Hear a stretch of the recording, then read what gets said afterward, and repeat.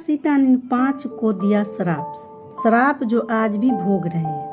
रामायण में कई ऐसे रोचक प्रसंग हैं जो हमें जीवन के गहरे संदेश देते हैं। उन्हीं में से एक कथा माता सीता द्वारा कौवे, गाय, ब्राह्मण, तुलसी, फल्गु नदी और बट वृक्ष को दिए गए श्राप की है। यह कहानी आज भी कई लोगों के लिए रहस्य में भरी हुई है।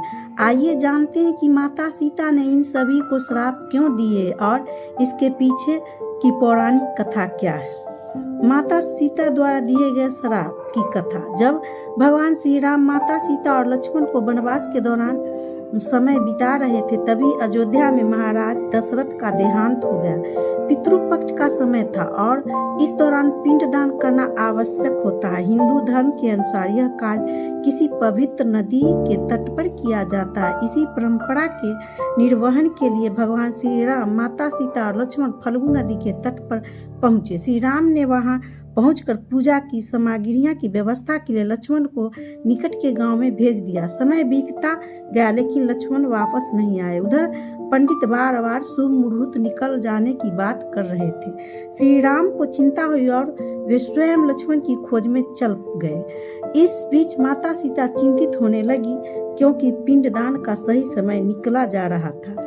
जब श्री राम और लक्ष्मण काफी देर तक नहीं लौटे तो माता सीता ने निर्णय लिया कि वे स्वयं ही पिंडदान करेंगी। उन्होंने पंडित से पूजा आरंभ करने को कहा और विधि विधान से पूजा शुरू कर दी। जब अंत में पिंडदान का समय आया तो माता सीता ने पूरी श्रद्धा से महाराज दशरथ के लिए पिंडदान किया। जैसे ही उन्होंने प्रार्थना के लिए हाथ जोड़े और आंख बंद की, उन्हें एक दिव्य आकाशवाणी सुनाई दी। उस आकाशवाणी में महाराज दशरथ ने बताया कि उनका तप सफलता पूर्वक स्वीकार हो गया है। यह सुनकर माता सीता अत्यंत प्रसन्न हुई, लेकिन माता सीता को यह भी भली भांति ज्ञात था कि भगवान श्री राम और लक्ष्मण इस घटना पर विश्वास नहीं करेंगे। हिंदू धर्म में यह मान्यता है कि पिंडदान बिना पुत्र के संपूर्ण नहीं होता, इसलिए माता सीता ने इन पिंडदान के साक्षी के रूप में वहां उपस्थित फल्गु नदी, एक गाय, एक तुलसी का पौधा और एक कौवा, वट वृक्ष और वहां के ब्राह्मण को चुना। इन सभी ने माता सीता की आज्ञा मानी और इन पवित्र घटना के साक्षी बन गए। कुछ समय बाद जब श्री राम और लक्ष्मण वापस लौटे तो माता सीता ने पूरी घटना सुनाई, लेकिन श्री राम को विश्वास नहीं हुआ कि बिना पुत्रों की उपस्थिति के पिंडदान संपूर्ण हो सकता है। उन्होंने इन बात की पुष्टि करने के लिए वहां मौजूद साक्षी से पूछा, लेकिन भय और संकोच के कारण फल्गु नदी, गाय, ब्राह्मण, तुलसी और कौवे ने माता सीता का कथन का समर्थन नहीं किया। केवल बट वृक्ष ने सत्य कहा और माता सीता की बात की पुष्टि की। इस छल और झूठ से माता सीता अत्यंत क्रोधित हो गए और उन्हें उन सभी को श्राप दे दिया जिन्होंने सत्य का साथ नहीं दिया। सीता ने श्राप दिया कि फल्गु नदी केवल नाम की नदी रहेगी, लेकिन उसमें कभी अस्थायी रूप से जल प्रभावित नहीं होगा। आज भी देखा जाता है कि फल्गु नदी में जल का प्रभाव बहुत ही कम होता है और अधिकांश समय वो सूखी रहती है। माता सीता ने गाय को श्राप दिया कि भविष्य में उनकी संपूर्ण पूजा नहीं की जाएगी, केवल उनकी पिछली ओर की ही पूजा होगी। यही कारण है कि हिंदू धर्म में गाय की पीठ और पूंछ की पूजा का विशेष महत्व माना जाता है। माता सीता ने ब्राह्मण को श्राप दिया कि कभी भी पूर्ण रूप से संतुष्ट नहीं होगा। वे कितना भी दान दक्षिणा प्राप्त कर ले, उनकी तुलना बनी रहेगी। आज भी ऐसा कहा जाता है कि ब्राह्मण को कितनी भी दान दिया जाता है, वे कभी पूर्ण संतुष्ट नहीं होते।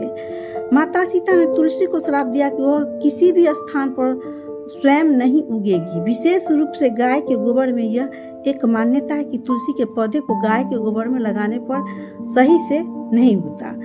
माता सीता ने कौवे को श्राप दिया कि वह हमेशा झगड़कर और छीना झपटी कर भोजन करेगा। यही कारण है कि आज भी कौवे को लड़ाई झगड़ा करते हुए भोजन प्राप्त करते देखा जाता है। केवल वट वृक्ष ने माता सीता की सत्य की गवाही दी थी, इसीलिए माता सीता ने उसे आशीर्वाद दिया कि उन्हें कहा कि यह वृक्ष दीर्घायु होगा और हमेशा छाया प्रदान करेगा। इस आशीर्वाद के कारण आज भी वह वृक्ष अत्यधिक दीर्घायु होते हैं और लंबे समय तक हरे भरे रहते हैं। हिंदू धर्म में वट वृक्ष को विशेष महत्व दिया जाता है और यह पिंडदान और व्रत त्योहार में महत्वपूर्ण भूमिका निभाते हैं। इस कथा से हमें यह शिक्षा मिलती है कि सत्य को कभी भी छिपाना नहीं चाहिए, भले ही परिस्थितियां कैसी भी हो। माता सीता का यह प्रसंग हमें ईमानदारी, कर्तव्य और सत्य के प्रति अडिग रहने की प्रेरणा देता है। साथ ही यह हमें यह भी बताता है कि अधर्म का साथ देने वाला को अत्यंत दंड भुगतना पड़ता है। अगर आपको यह कहानी पसंद आई हो तो हमें यूट्यूब चैनल को लाइक करें, शेयर करें और सब्सक्राइब करें। इस तरह की और भी रोचक पौराणिक कथाओं के लिए जुड़े रहें। धन्यवाद।